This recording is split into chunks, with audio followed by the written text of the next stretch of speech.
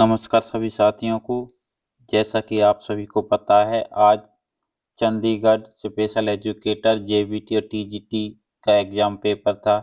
तो हमने टीजीटी का एग्ज़ाम लगभग सारा सॉल्यूशन करा दिया है। ये जेबीटी का है। जेबीटी का भी हम इससे पहली वीडियो में जो जीके के क्वेश्चंस हैं वो सॉल्व करा चुके हैं। इस वीडियो में हम बाकी के प्रश्न देखेंगे। पहला प्रश्न है आपका, देख सकते हैं, सीपीयू। सीपीयू में एएलयू का क्या कार्य होता है? एएलयू की फुल फॉर्म आपको याद रखनी है, अर्थमेटिक लॉजिक यूनिट। तो अर्थमेटिक से आप समझ सकते हैं इसका कार्य क्या होता है। जो अर्थमेटिक गणनाएं होती हैं वो करना, और लॉजिकल ऑपरेशंस जैसे कि लॉजिक इसमें लगा हुआ है। तो बहुत ही सिंपल आसान था, सिर्फ आप अपने इसके नाम से ही समझ सकते हैं। तो पहले का आंसर क्या आएगा? बी। दूसरा प्रश्न है, which of the following is not a operating system. Operating system होता है जो किसी कंप्यूटर, लैपटॉप या मोबाइल को ऑपरेट करता है। तो आप समझ सकते हैं, लिनक्स ऑपरेटिंग सिस्टम है, मैक ओएस ऑपरेटिंग सिस्टम है, माइक्रोसॉफ्ट ऑफिस क्या है? ये एक एप्लीकेशन है, ना कि ऑपरेटिंग सिस्टम है। विंडोज 10 भी ऑपरेटिंग सिस्टम है। आप देख सकते हैं विंडोज 10 पर कंप्यूटर काम करते हैं।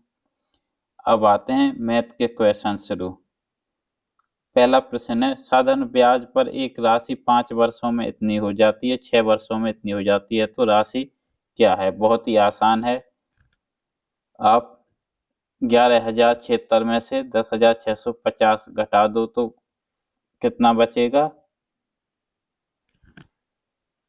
426। ये एक साल में इतना बढ़ जाता है। तो 5 साल में कितना बढ़ेगा? गुना के 426 गुना के 5। जितनी राशि आएगी उसमें से 10,650 में से इस राशि को घटा दो, जो गुना करके आएगी 426 गुना 5।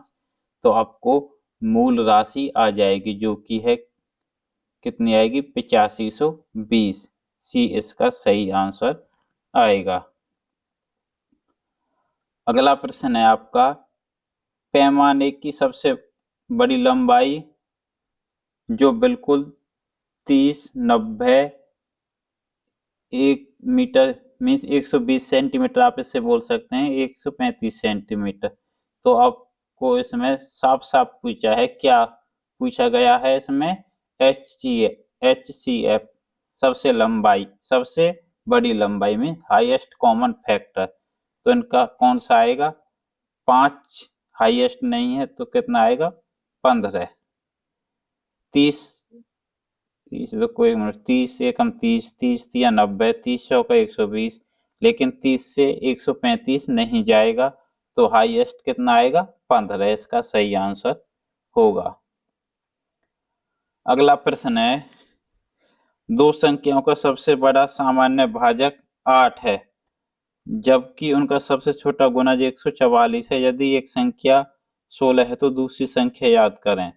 तो सबसे बड़ा सामान्य भाजक में हाईएस्ट कॉमन फैक्टर कितना है? 8। HCF 8 है। ये है LCM, यहाँ पर स्पष्ट लिखा हुआ है पंजाबी भाषा में। LCM कितना है? 144। तो एक संख्या कितनी है? दूसरी संख्या। तो इसका क्या होता है? HCF गुना LCM इजकल टू पहली संख्या गुना दूसरी संख्या। तो दूसरी हमें बतानी है, हम इसको x मान लेते हैं। तो 16 नम्मा 144, 8 नम्मा 72। तो इसका कितना आएगा? 72 आएगा।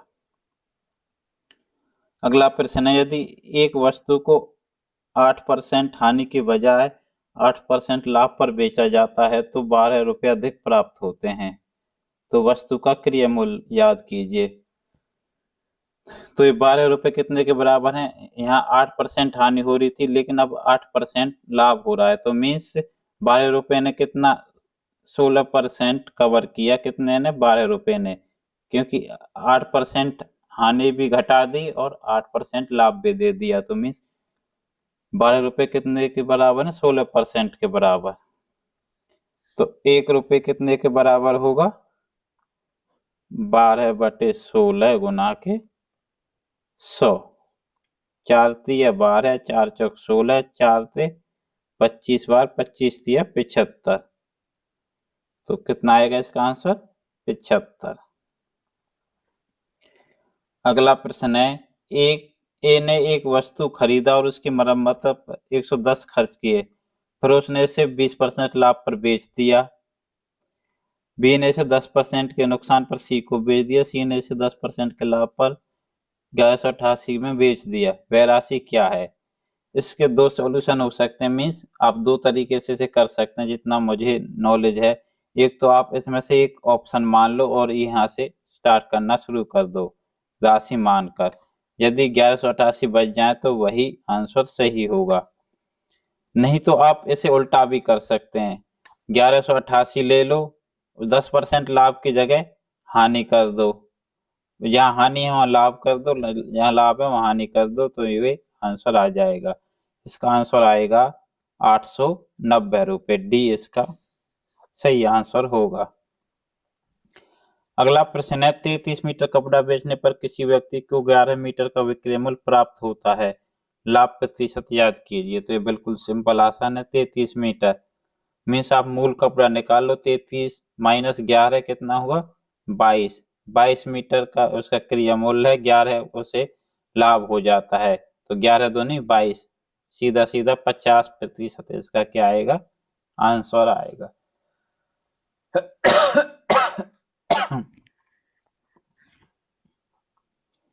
अगला प्रश्न है, प्रथम 20 विषम गणना संख्याओं का योग क्या होगा? तो n स्क्वायर। क्या होता है? n स्क्वायर इसका फॉर्मूला है। प्रथम 20, तो 20 का वर्ग क्या होगा? 400। तो 9 का आंसर क्या होगा? सी। ये मैं आपको इससे पहली वीडियो में करा चुका हूं, लेकिन फिर से आप यदि आपने नहीं देखी तो देख लेना। इसमें मैं बता देता हूं, लाला लाजपत राय को किस नाम से जाना जाता था? शेरे पंजाब। भारत का मूल संविधान किसने लिखा था? प्रेम बिहारी नारायण रायजादा। अगला प्रश्न है, भारतीय संविधान की 6ठी अनुसूची निम्नलिखित किन 4 राज्यों में अनुसूचित क्षेत्रों और अनुसूचित जनजातियों के प्रशासन और नियंत्रण से संबंधित है? तो असम, मेघालय, त्रिपुरा और मिजोरम। अगला प्रश्न है, विंबलडन कप किस खेल से संबंधित है? तो ये लॉन टेनिस से। तो यहाँ लॉन टेनिस नहीं है, तो टेनिस, टेबल टेनिस आएगा नहीं। इसे बेनिफिट ऑफ डाउट दिया जा सकता है। कथक उत्तर प्रदेश से संबंधित है। अगला प्रश्न है, गहरे समुद्र में सांस लेने के लिए गोताखोर खालिस्तान के मिश्रण का उपयोग करते हैं, तो हीलियम और ऑक्सीजन। लेकिन कई बार वो क्या है कि ज्यादा गहराई में जाते हैं तो नाइट्रोजन का भी प्रयोग कर लिया जाता है। तो डी इसका सही आंसर आएगा। अगला प्रश्न है, कौन सा देश G20 का हिस्सा नहीं है? ये एक अच्छा क्वेश्चन था, क्योंकि 20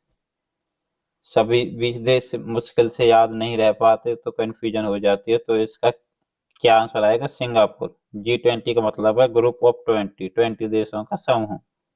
अब ये 21 हो चुका है। आप सभी को पता होगा, भारत की अध्यक्षता में दक्षिण अफ्रीका को इसमें शामिल किया गया, तो G21 हो जाएगा इसका नाम कुछ ही दिनों में। और इसकी जो मेजबानी 2024 में कौन करेगा? ब्राजील। ब्राजील के बाद 2025 में इसकी मेजबानी बिल्कुल नवीनतम सदस्य दक्षिण अफ्रीका करने वाला है।